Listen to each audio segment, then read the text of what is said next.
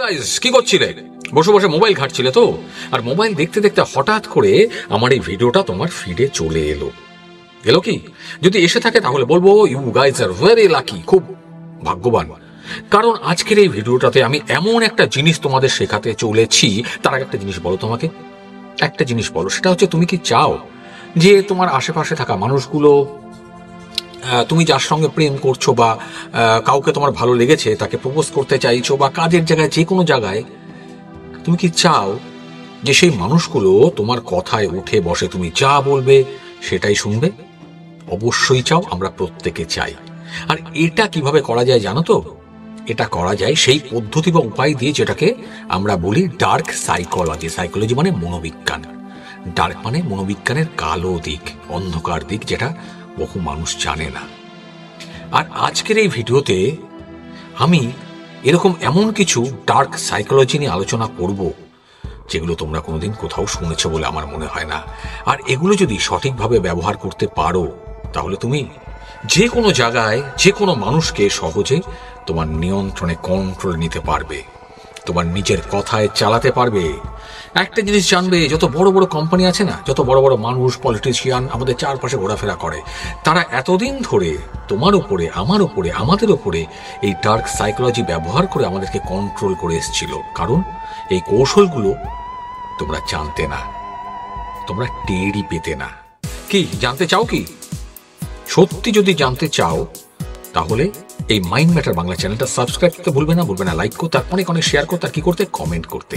তবে একটা কথা মনে রাখতে হবে তোমাদেরকে, সেটা হচ্ছে যে কৌশলগুলো আমি শেখাতে যাচ্ছি সেগুলো কিন্তু বস কোনো খারাপ কাজে ব্যবহার করবে না।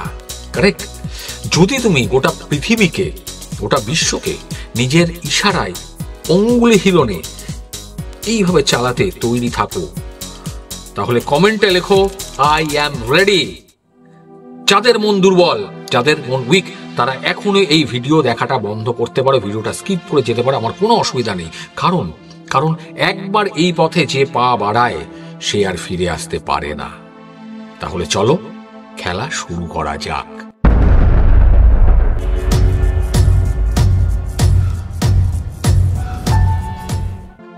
আই অ্যাম রেডি কমেন্ট করেছো কি? এখনই করে ফেলো, শুরু করছি। 1 নম্বর, রিভার্স সাইকোলজি। রিভার্স সাইকোলজি ইংরেজি শব্দ, বোঝাচ্ছি। আমাদের মধ্যে 90% মানুষ এই কৌশলটার নাম জানে, তোমরাও জানো, কিন্তু কখন আর কিভাবে এটাকে ইউজ করতে হয়, ব্যবহার করতে হয়, তা কিন্তু তোমরা জানো না। ভুল বলছি কি? তুমি কি লক্ষ্য করেছো, তুমি যে ভিডিওটা আমার দেখছো, তুমি কি লক্ষ্য করেছো যে আমি এই ভিডিও শুরুতেই তোমার উপরে অলরেডি এই কৌশলটা ব্যবহার করে ফেলেছি? বুঝতে পেরেছো? পারোনি, কিন্তু তুমি কিছুই বুঝতে পারোনি। জাস্ট একবার ভাবো তো, যখন আমি ভিডিওটা শুরু করলাম, এই ভিডিও জাস্ট যখন স্টার্ট করলাম, তখন আমি একটা কথা বলেছিলাম, কি মনে পড়ছে? মনে না পড়লে ব্যাক করে আবার দেখে আসতে পারো। আমি বলেছিলাম যাদের মন দুর্বল বা উইক, তারা এই ভিডিওটা স্কিপ করে যাও, দেখো না। আমি তোমাকে স্কিপ করতে বলেছিলাম, মনে পড়ছে? কিন্তু তুমি কিন্তু সেটা করোনি। কারণটা কি জানো? কারণটা হচ্ছে এটাই রিভার্স সাইকোলজির ম্যাজিক বা জাদু। যদি তোমাকে বলা হয় এই ভিডিওটা দেখবে না, তোমার মন সবার আগে এই ভিডিওটাই দেখতে চাইবে। যদি তুমি কাউকে বলো পেছন ফিরে তাকাবে না, দেখবে সে সবার আগে পেছন ফিরেই তাকাবে। বাচ্চাদেরকে বলি না আমরা, এটা দেখবি না, ওটা করবি না, ওরা কিন্তু সবার আগে এটাই করে। এটা আমাদের হিউম্যান সাইকোলজি, আমাদের ব্রেন এইভাবেই তৈরি। আমি বৈজ্ঞানিক ব্যাখ্যাতে যাচ্ছি না। এবার বলছি, তাহলে তুমি এটা কিভাবে করতে পারো, এই রিভার্স সাইকোলজি। যদি তুমি কারো থেকে কোনো কাজ করে নিতে চাও, তাকে এমন ভাবে একটা কথা বলো বা দেখাও যে কাজটা তার জন্য একটা চ্যালেঞ্জ, সে করতেই পারবে না। বোঝা যাচ্ছে তো?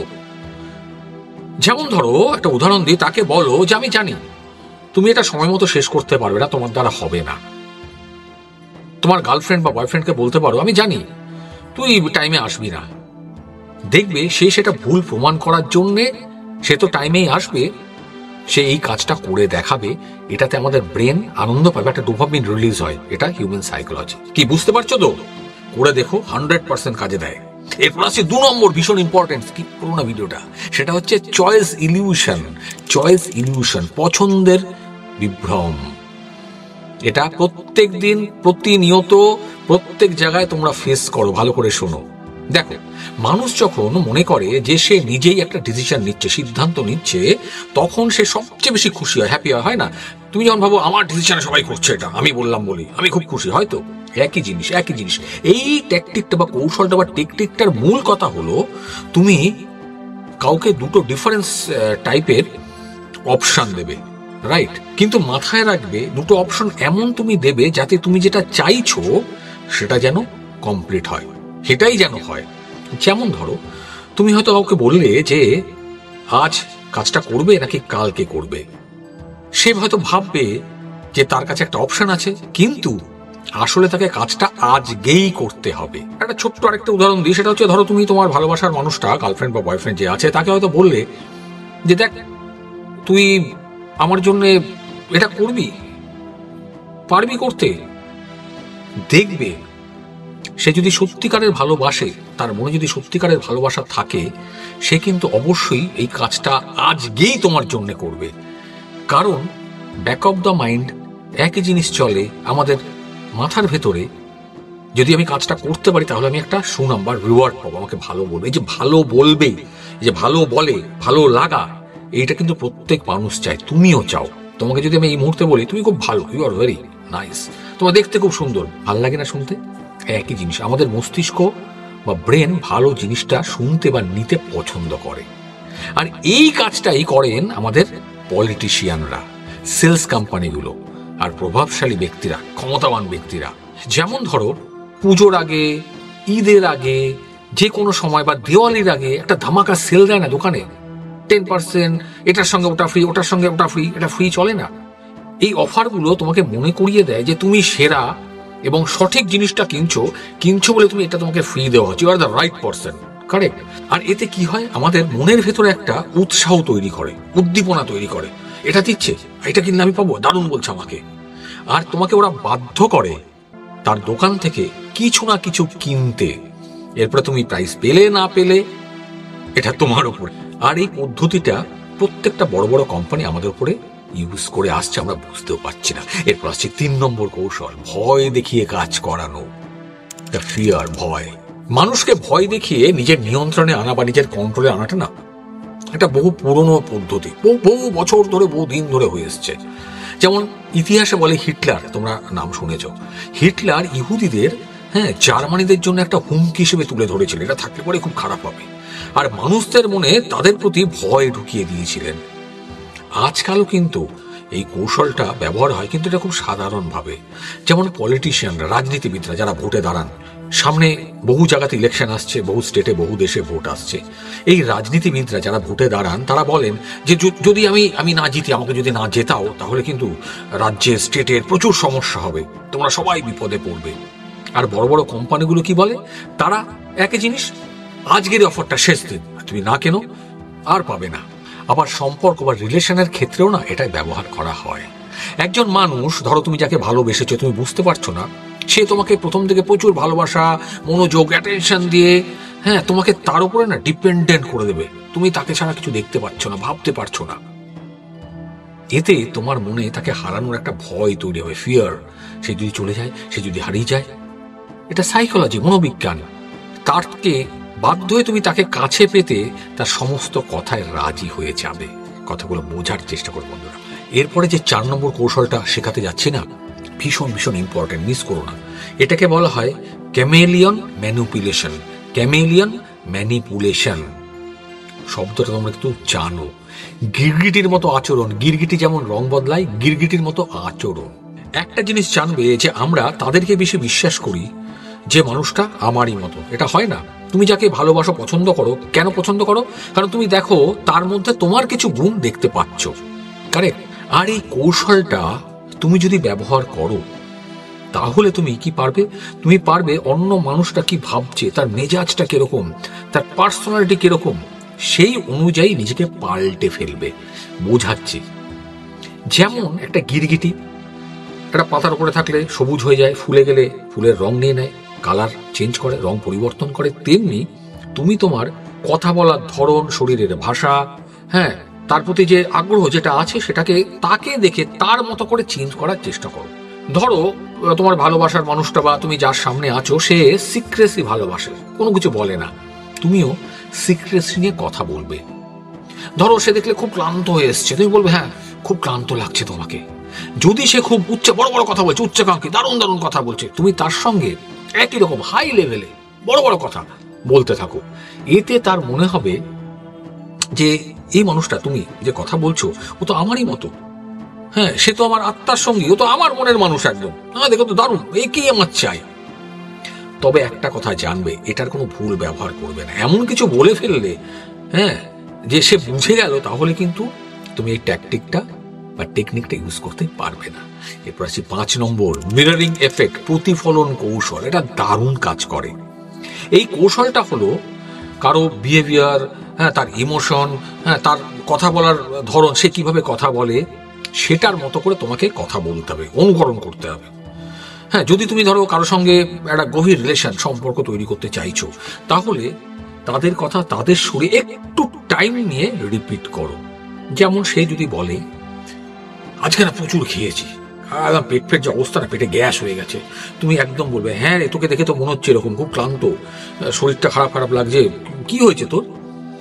এটা শুনতে সহজ মনে হলেও জানবে এটা তাদের ব্রেনে, সেই মানুষটার ব্রেনের মধ্যে একটা সিগন্যাল পাঠাবে। সে বুঝবে যে তুমি তাকে পুরোপুরি বোঝো, তাকে একদম সবকিছু তার জানো, তার মনের একটা মানুষ। তবে এর সবচেয়ে শক্তিশালী কৌশল তুমি ব্যবহার করবে কখন জানো? যখন যখন এটা তার এগেনস্টে ইউজ করতে পারবে। কারেক্ট? যখন তার এগেনস্ট ইউজ করবে, সে দেখবে না বিরক্ত হয়ে গেছে, কিরকম একটা হয়ে গেছে, তা তোমার যে কন্ট্রোল করতে চাইছিল সেটা করতে পারছে না। এটা কিন্তু ভালোবাসার মানুষের উপরে প্রয়োগ করতে যেও না। যদি বুঝতে না পারো কমেন্ট করো, আমি বুঝিয়ে দেব। এরপর আসছি 6 নম্বর, সেটা হচ্ছে দ্য পজ অফ পাওয়ার। ইংরেজি শব্দ বোঝাচ্ছি, স্কিপ করো না। ক্ষমতার নীরবতা।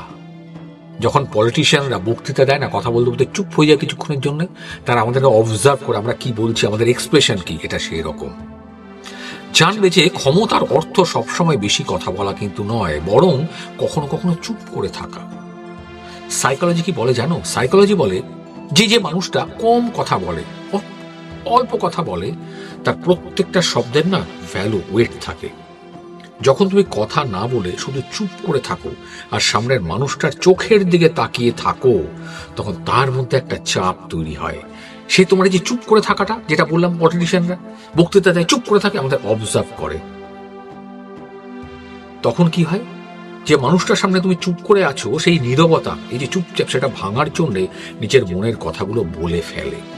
দেখো না, যখন পলিটিশিয়ান চুপ চুপ করে থাকে আর বলে আমরা চাই, তোমাকে চাই, এটা চাই, ওটা চাই, একই জিনিস। আর এইটা না, মা যখন বকেন আর বাবা যখন চোখ গম্ভীর করে তাকান, একই রকম ভাবে 100 গুণ বেশি শক্তিশালী। এই যে চুপ করে থাকা, এটা তোমাকে দুটো জিনিস শেখায়। সেটা হচ্ছে তথ্য, মানে খবর। কারণ মানুষ আমরা সবসময় বেশি কথা বলি, চুপ করে থাকলে অনেক পেটের কথা তুমি বার করে আনতে পারবে। আর তার সঙ্গে ক্ষমতা, পাওয়ার। কারণ যে মানুষরা ক্ষমতা চায়, ক্ষমতাশীল, তারা কিন্তু বেশি কথা বলেন না। তারা চায় সামনের মানুষটাকে যে না কথা বলার যে নিস্তব্ধতার যে ক্ষমতা, সেটা দেখে তার পেটের থেকে কথা বার করে আনতে। এরপরে 7 নম্বর কৌশল শেষ, সেটা হচ্ছে ফুট ইন দ্য ডোর। ভালোবাসার ক্ষেত্রে দারুণ ভাবে কাজে দেয়। ছোট্ট অনুরোধের ফাঁদ। যারা প্রেম করতে যাচ্ছ, প্রপোজ করতে যাচ্ছ, এই পয়েন্টটা কাজে লাগাতে পারো। আমাদের মনের একটা কমন প্রবলেম হলো যে একবার যদি একটা ছোট্ট হ্যাঁতে আমরা হ্যাঁ বলে দিই, কেউ একটা বললো হ্যাঁ, হ্যাঁ বলে দিলাম, তারপরে যে আমাকে একটা ছোট্ট হ্যাঁ বলালো, তার পক্ষে সহজ হয় একটা বড় কিছু হাসিল করে নেওয়ার। কিভাবে বলছি শোনো, স্কিপ করো না, শেষ করে এনেছি ভিডিওটা। ধরো তুমি তোমার সামনের মানুষটাকে, তোমার বয়ফ্রেন্ড হবে যেই হোক, ছোট্ট একটা অনুরোধ করো। যেমন ধরো বলতে পারো, আরে 1 মিনিটের জন্য আমার একটা কথা শুনবি বা একটা হেল্প করবি। এরপরে আস্তে আস্তে রিকোয়েস্ট করার মতো তোমার যেগুলো চাইছো তার থেকে সেগুলো বাড়াতে থাকো। প্লিজ কোনো খারাপ কাজে ব্যবহার করো না বন্ধুরা, বারবার বলছি। এটাতে কি হয়, যখন আমরা বললাম হ্যাঁ বলে ফেলেছি, তখন আমাদের ব্রেন বলতে থাকে আমি তো একটা হ্যাঁ বলে আমাদের হেল্প করছি, তাহলে বাকি হেল্পটা করতে পারি। কারেক্ট? আর এইটা যখন তুমি ব্যবহার করবে, ইউজ করবে, তখন তাকে না এইভাবে দেখাবে যে তুমি খুব কিন, ইউ আর ভেরি কিন, তোমার চাই এটা, খুব সমস্যায় আছো, তুমি না পেলে মরে যাবে, পেলে খুব খুশি হবে। এইটা করে দেখবে সেই মানুষটা তার ব্রেনে অলরেডি পজিটিভ হ্যাঁ বলার প্রসেসটা ঢুকে গেছে, সে না বলতে পারবে না। তুমি চাইলে বা তোমরা চাইলে এই কৌশলগুলো ব্যবহার করে অন্যদের বিহেভিয়ার বুঝতে বা তাদেরকে কন্ট্রোল করতে পারোই। তবে একটা কথা মাথায় রেখো বন্ধুরা, এই ক্ষমতা কিন্তু খুব গুরুত্বপূর্ণ, খুব ইম্পর্টেন্ট। এটাকে দায়িত্বের সঙ্গে ব্যবহার করার চেষ্টা করো, না হলে ইউটিউব আমার এই চ্যানেলটাকে ব্যান্ড করে দেবে। কোনো বাজে কাজে ব্যবহার করো না। আর জানবে এই কৌশলগুলো তখনই কাজে আসবে যখন তোমার নিজের মধ্যে একটা সলিড কনফিডেন্স থাকবে। কারণ কনফিডেন্স বা আত্মবিশ্বাস শুধু ভেতর থেকে নয়, বাইরে দিয়েও না দেখতে পাওয়া যায়। মানুষ দেখে বুঝতে পারে যে মানুষটা কনফিডেন্স আছে, তাই না? যারা পলিটিশিয়ান বা বড় ব্যক্তিত্ব আমাদের সামনে দাঁড়ান, তাদের কথা শুনলে আমরা কেন হ্যাঁ বলি? কারণ তাদেরকে দেখে, কারণ জানবে আত্মবিশ্বাস চেহারায় ফুটে ওঠে। আর যদি কনফিডেন্সের সঙ্গে কথা বলতে পারো, তাহলে দেখবে অতি সহজেই সামনের মানুষটা কেন গোটা বিশ্বকে তোমার নিয়ন্ত্রণে আয়ত্তে আনতে পেরেছ। যদি কথাগুলো ভালো লাগে, ব্যবহার করো, দেখবে জীবনের সাফল্যের সিঁড়িটা দেখতে পাবে। ভালো থাকবে, ভালো রাখবে। আর কি ধরনের ভিডিও দেখতে চাও কমেন্ট করতে ভুলবে না। আর এই ভিডিওটা সমস্ত বন্ধুদেরকে পাঠাবে যারা চায় নিজের পায়ে দাঁড়াতে, এই পৃথিবীকে নিজেদের নিয়ন্ত্রণ।